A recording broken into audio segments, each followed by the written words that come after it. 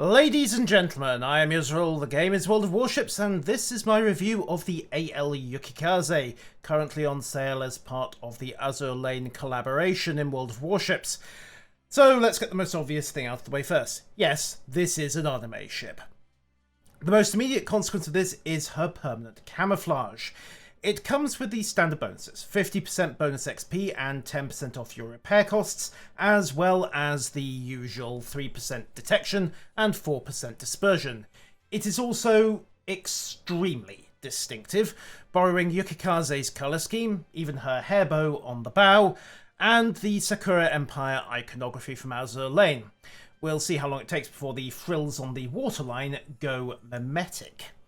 People who don't like any trace of anime in their serious warships game can, of course, filter this out in the port.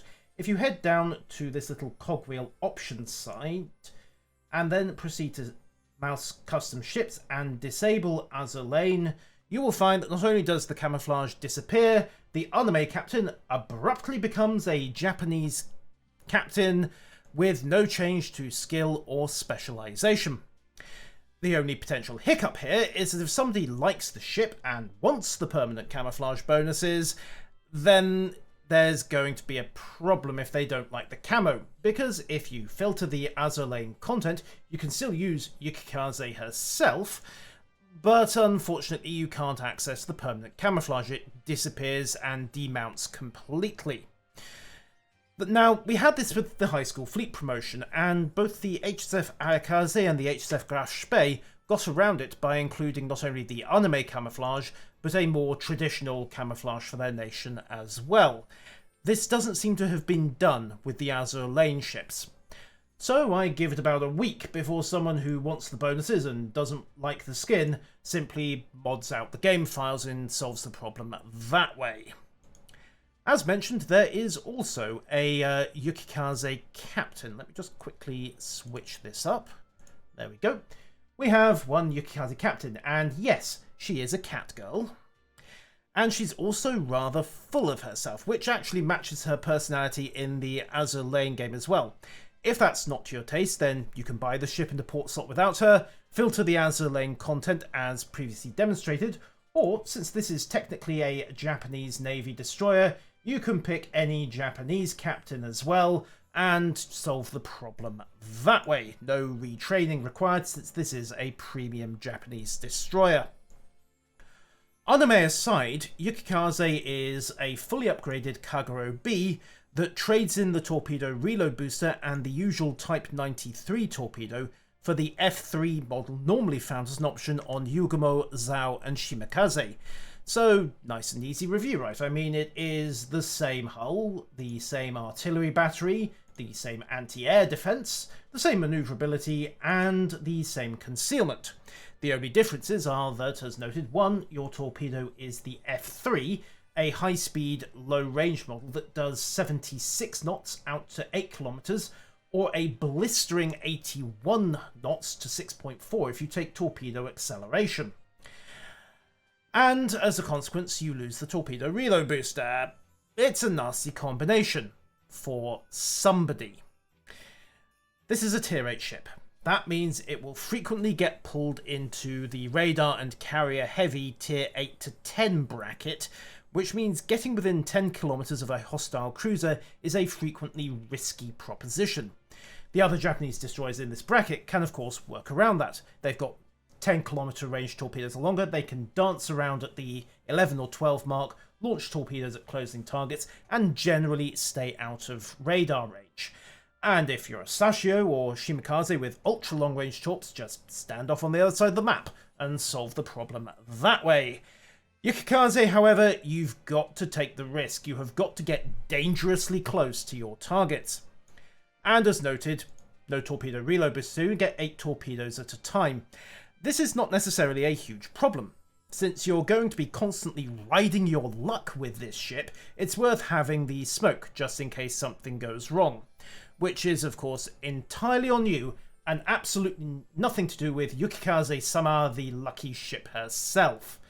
Yes, Yukikaze-sama is how she calls herself. I told you she was an arrogant little young lady. So, while we're waiting for a battle to load, and we'll just do a demonstration engagement, why is Yukikaze the lucky ship? Well, she was one of the 19 Kaguro-class destroyers that were completed. There were officially meant to be 22. The other 3 turned out to be dummies for the budget that actually went into the Yamato class instead. Of those 19 ships, 18 would be sunk. In fact, of the 82 Japanese destroyers that started the war, the only 3 that survived were Yukikaze, Ushio, and Ibiki. And Ibiki spent a lot of the war in dry dock at various important junctures, so she missed a number of major battles. Yukikaze did not. She was present at the Battle of Midway. She was involved in the invasions of the Dutch East Indies, if memory serves. She was one of the escorts for the Japanese carrier Shinano when that was sunk. She was also at Midway, Santa Cruz, Leyte Gulf, the Philippine Sea, and spent a long time on the Tokyo Express during the torpedo and troop runs down there. She also survived Operation Tengo. And as a direct result of all of these battles, where so many of the Japanese fleet was sunk or bombed into uselessness, Yukikaze almost always sailed away completely unscathed. In the course of a war that wiped out more than 90% of the Japanese destroyer fleet, she lost a total of 10 people on a ship crewed by almost 260. 10. All of her captains survived the war and lived to a ripe old age. If you died on board Yukikaze, you had offended the gods somehow. One particular occasion is when she was present at, I think it was the Battle of the Philippine Sea, and as a result, they were doing the post-battle checks afterwards and discovered that along with the stocks of ammunition in the stern magazine, they had acquired a hole in the roof and a US 5-inch rocket. Yeah, the rocket was a dud. The one rocket that hit Yukikaze turns out to be a dud, and just need to focus on the battle for a second. That torpedo bomber squadron came a little way closer. When at war's end she was legging it through a minefield, she hit a mine. The mine turned out to be a dud. And the whole litany of Yukikaze's engagements just goes on like this. Torpedoes went underneath her. Shells missed her. Rockets were duds. Mines were duds. She was always somehow in the right place at the right time and never took a serious hit.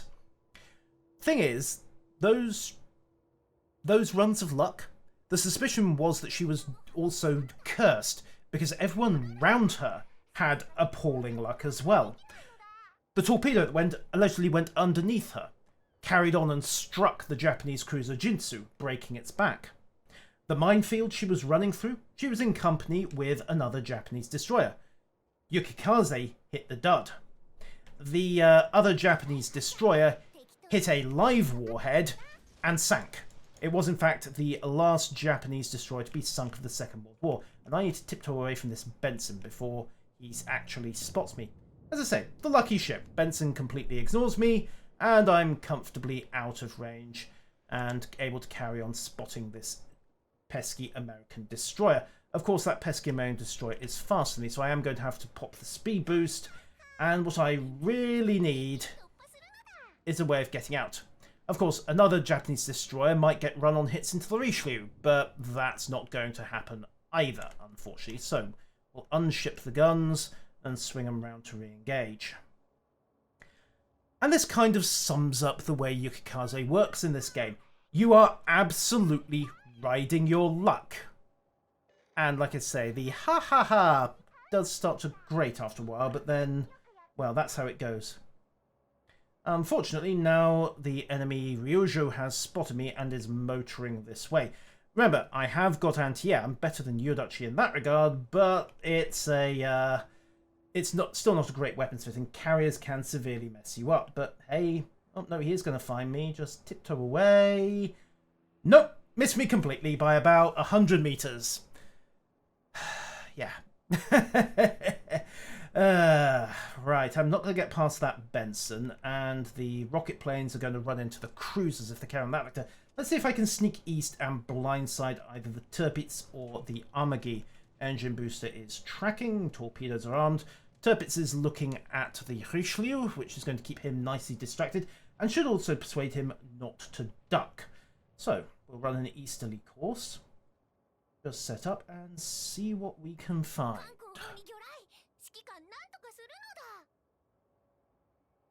Also, for those of you who vaguely understand Japanese and realize that the noda at the end of that sentence makes no sense, it's one of her verbal tics. One of. Unfortunately, that Implacable's bombers, nope, they're not going to get anywhere nearby either. Hooray! Unfortunately, the Tirpitz has turned away and left a huge gap in their lines. So with a bit of luck, I can hopefully run right through. A bit of luck, yes, pun intended. And there's the Benson trying to smoke up. And I don't dare fire because the Gascon is running into the line of those torpedoes. So, back to the Tirpitz. You'll already be spotting one of the problems that Yukikaze has in this game. You've got to get stupidly close to your targets in order to hit them. And that means running a ton of risks. If that was a Bismarck, I'd be dancing along the edge of its hydroacoustic search. It's a Tirpitz, so instead I'm just dancing around bombers and possibly a catapult fighter or a spotter plane instead if he has the sense that, yep, there goes the cat fighters. So this could be a problem. Torpedo lock. And he is running a potential intercept course. So I'm just going to stagger along sideways. Dump 1 and 2. Torpedoes are running. We'll turn away before he spots anything. And then we're going to go have a quick look at the Gneiss now for the follow-on action. Let's keep tracking these torpedoes. Remember, they are also very quick. So targets have got much less longer to evade at random in general maneuvers, but with a 1.8 kilometer detection radius, you are still looking at an evasion time of, let's see, around about 8 or 9 seconds, which isn't terrible. And in fact, we are going to clock the Tirpitz if we get lucky. One hit, and the other torpedo ran out of range. Maybe I'm pushing my luck a bit too far. Then again, maybe not. So, time for a repeat act on the Gneiss now. 38 seconds on the reload. And 5, 6, 5, 5, 5, 4. Right, pop my smoke. Go to guns. Hope I don't get picked up. Okay, got spotted briefly, but the Gneiss now is distracted. So, instead, we're just going to start tapping his superstructure with the heretical Japanese 12.7 centimeter gun. And looking to set him on fire. Torpedoes reload in 10, but the Gneiss now will be across the channel at that point, so not worth the effort. There we are. Guns on. Penetrating superstructure without IFHE. Pretty typical Japanese. In fact, they are the Kaguro's guns. Remember, she's Kaguro's little sister, and since those torpedoes are going to finish the Gneiss, there's no point trying to chase him down. But again, maybe a longer range torpedo I'd have been able to launch further out and get kill shots earlier on the Gneiss now. Maybe, maybe not. I'm going to keep the guns to port, however, because we've got a contact marker on the Hatsuharu there. There she is.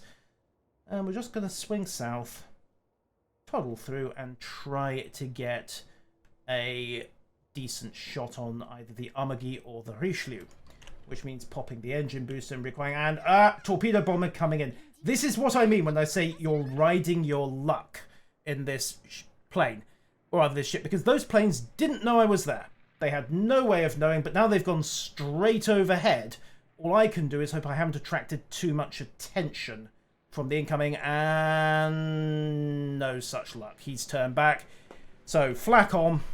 Try and knock some of this down. And I'm going to be torpedo beating.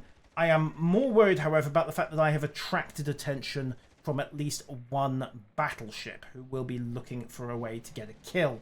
And I have really, really got to get rid of these planes. Unfortunately, as you can see, the flak is not the world's best. In fact, it's not even the country's best, because, of course, you have got the Akizuki at this tier. Just jink away, run past that torpedo, and we are safe. So, no, we're not safe. Battleship High X, and we have more torp bombers coming in. So, turn in. Duck in, turn the flak back on, and have we got rid of these planes yet? No, we have not, and I've had to completely abort my run on both the Richelieu and the Amagi. The Hatsuharu is now moving to intercept, and he's docked fighters overhead to try and hold some spotting. Luckily, these are relatively low health, and that you can knock 1, 2, 3 down pretty quickly, but you see my problem? The second carrier has put rocket planes up, and all I can do at this point is run. I can maybe put guns onto the Hatsuharu, but I can't do anything about these planes. He can just come in, repeatedly hit me, and okay, I have smoke now. So we'll slow it down, smoke it down, turn off the flak, and I am absolutely dependent on the fighters from the friendly carriers to come in and get me out of trouble. Which is potentially not going to happen anytime soon because I have no spotting. Okay, so this is where it can all go wrong for Yukikaze.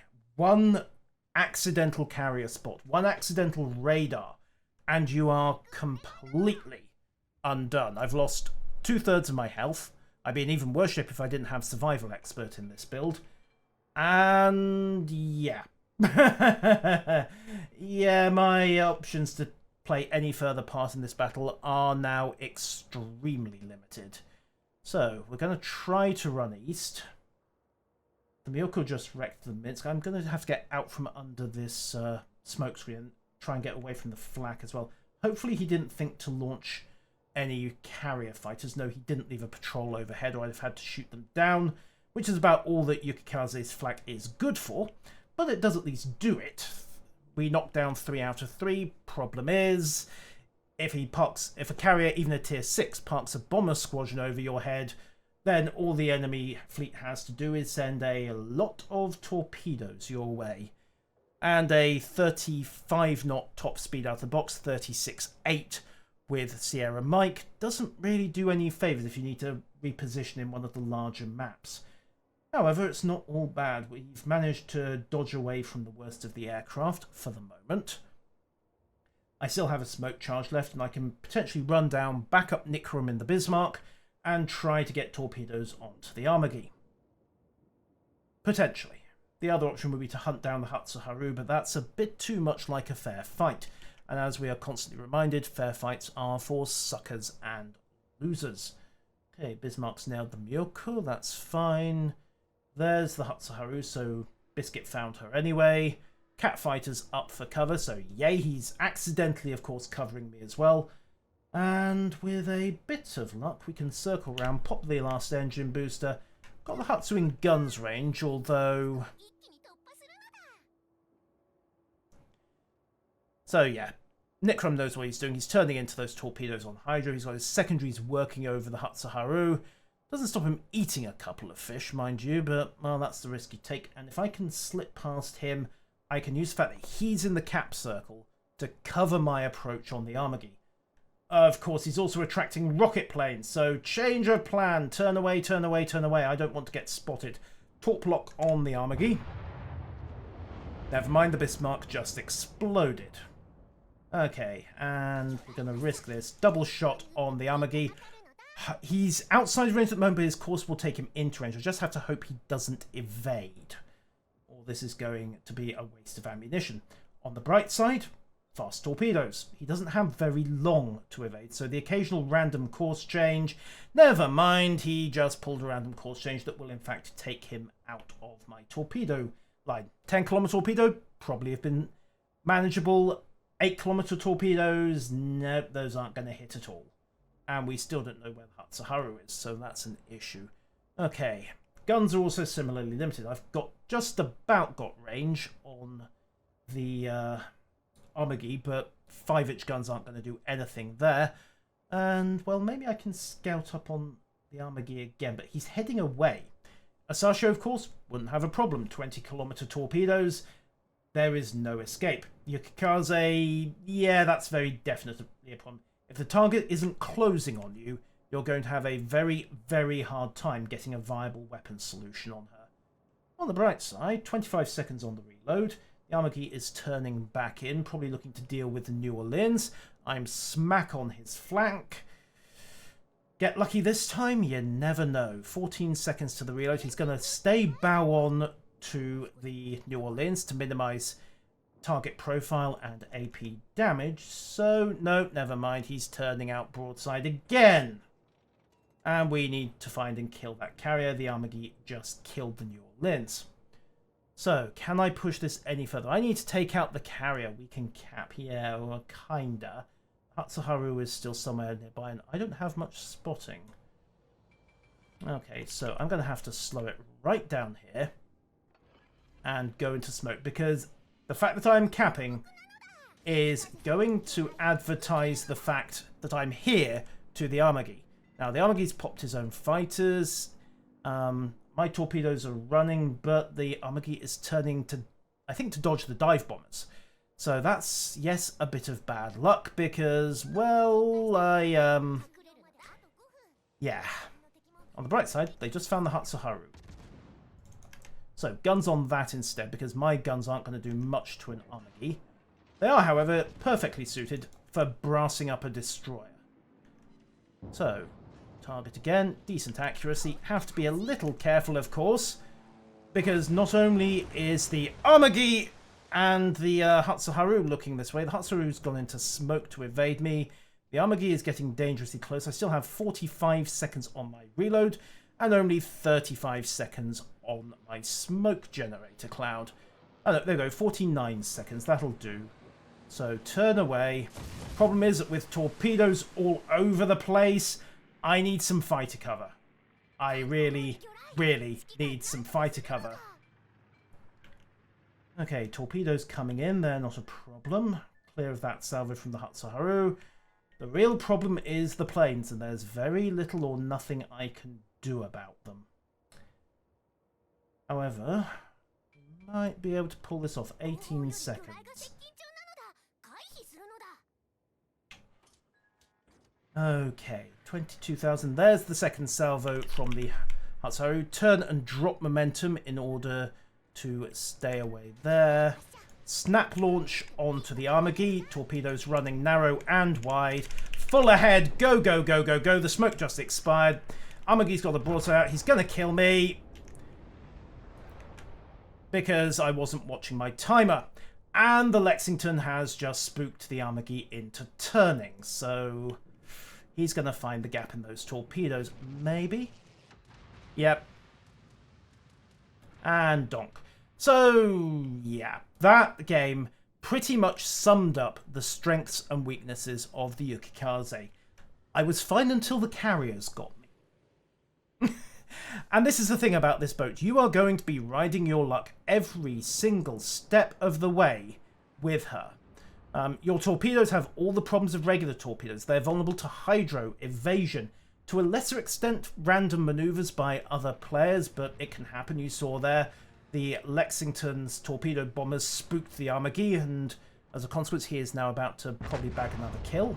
Boom, there he goes. So just the Hatsuharu left until this turns into a carrier-on-carrier duel. We'll leave it here and sum up. I've had good games in the Yukikaze where that didn't happen and I bagged multiple battleships, but I'm sorry to say that that was a more typical one. So, is the problem with Yukikaze? Well, not really. The problem right now is with the fact that it's basically, there is no defensive counter-air game in World of Warships. Yukikaze's not a bad ship if you like playing high risk, high reward. But that's not suited in the current meta. Torpedo ninjas are having a very hard time of it. I mean, those were tier 6 carriers, and once they found me that first time, I had to run. Once they found me the second time, I was dead. There was nothing else for it. So, would I recommend Yukikaze as a buy at the moment? Okay, for scenarios and PvE co-op play, probably not. The AI is very good at dodging torpedoes, cough, hacks on cough, and the scenarios themselves tend to emphasize durability, and Yukikaze doesn't have that. If I was going to take a tier 8 destroyer into a scenario, I'd be taking the USS Kidd, because the USS Kidd has a repair party and consequently runs in a fairly staggering amount of health. In randoms, if I want to challenge, yeah, I'll take Yukikaze. If I want some edge of my seat action, I'll take Yukikaze. If I care more about surviving and winning in the current meta, again, I'm going to take the USS Kidd, and because I have her, the HSF Harikaze, and possibly the Benson C as well, because all of those ships pack semi-respectable flak suites. In fact, the Kidd, with the option to load defensive fire and a very nasty flak setup on top of her repair party, can give low-tier carriers a very, very nasty surprise. So, as I say, yeah, if I want to challenge myself, if I want to stretch myself, Yukikaze is on the list, undoubtedly, but I wouldn't take her if I just wanted to kick back of an evening. Would I take her into competitive play? We're talking ranked battles. We're talking King of the Sea, if that ever comes back to Tier 8. We're talking Clan Wars, if that ever comes back to Tier 8. Or things like Shipstorm. Oh dear God, no. No, no, no, no, no, no, no, no, no, ye gods, no, 1,000 times no. That's never going to happen. Again, those modes emphasize aircraft. Carriers are present, carrier drivers are very good, and there's tighter coordination. You get seen once in the Yukikaze, and you are going to suffer hard, and you don't have the flak to scare them off as you do in the Harikaze, the Kidd, or the Benson, and you don't have the heal that the Kidd comes with. So, yeah. On the historical side, I mean, oh yes, this is the Yukikaze, this is the Snowy Wind, the unsinkable lucky ship, or alternately, the luck vampire of the Imperial Japanese Navy, depends on your point of view. So the name has got the history, it's got the cachet.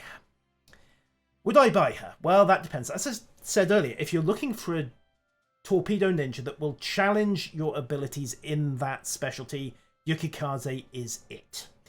If you are looking for a destroyer that is going to easily win you battles, Yukikaze is not it, not by a long shot. You will ride your luck every step of the way with this boat.